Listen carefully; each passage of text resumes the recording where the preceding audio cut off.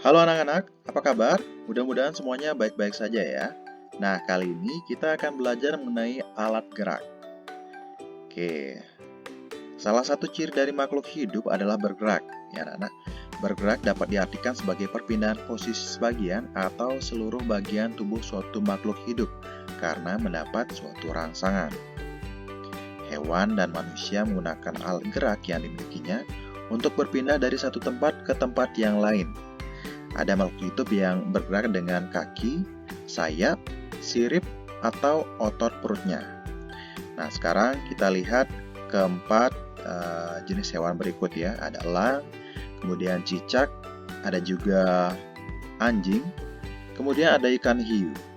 Nah, kita lihat perbandingan keempat hewan berikut ya. Tentu kalian sudah paham.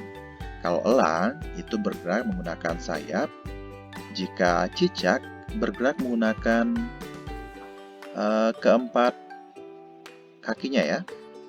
Oke, untuk cicak ini memiliki sesuatu yang spesial karena di keempat bagian kakinya itu ada alat perekat ya, sehingga cicak bisa berjalan merayap di tembok. Kemudian ada anjing ya, anjing biasa berlari menggunakan kakinya. Ada juga ikan hiu yang berenang biasa menggunakan siripnya. Oke. Lanjut, apakah kamu tahu tumbuhan hanya dapat menggerakkan sebagian tubuhnya ya?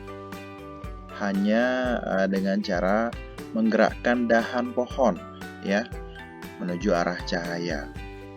Nah, ini jenis pohon beringin ya anak-anak. Nah, sedangkan manusia itu dan juga hewan dapat melakukan kedua jenis gerak tersebut, baik menggerakkan sebagian tubuhnya atau berpindah tempat. Tapi kalau pohon itu tidak bisa ya untuk berpindah tempat, kecuali menggerakkan sebagian tubuhnya. Itu pun juga dibantu ketika ada angin gitu ya. Jadi antara manusia dan juga hewan itu agak-agak mirip, kemudian pohon tidak bisa seperti itu.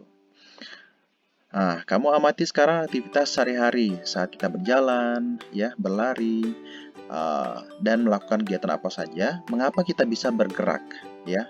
Mengapa juga tangan kita bisa berayun, memegang dan menggenggam apa saja?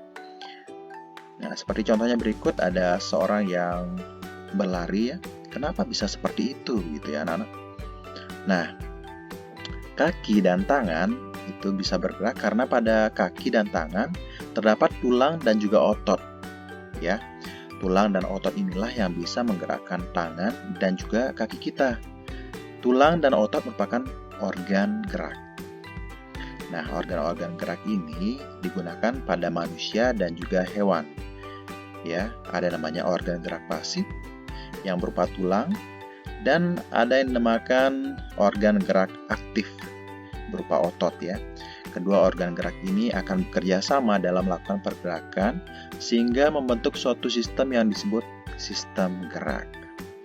Nah, otot adalah jaringan yang ada dalam tubuh manusia berupa alat gerak aktif yang menggerakkan tulang sehingga menyebabkan suatu individu dapat bergerak. Nah, ini juga terjadi pada hewan ya anak-anak. Sedangkan tulang disebut sebagai organ gerak pasif karena tidak melakukan pergerakannya sendiri. Pergerakan pada tulang terjadi akibat adanya gerakan dari otot yang melekat padanya.